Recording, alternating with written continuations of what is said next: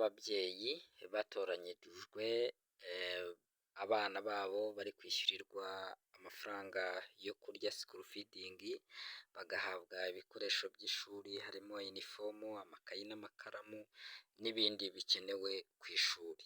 Iyi rero ni inama, ni amahugurwa yabahuje kuri uyu munsi. Mugire umunsi mwiza.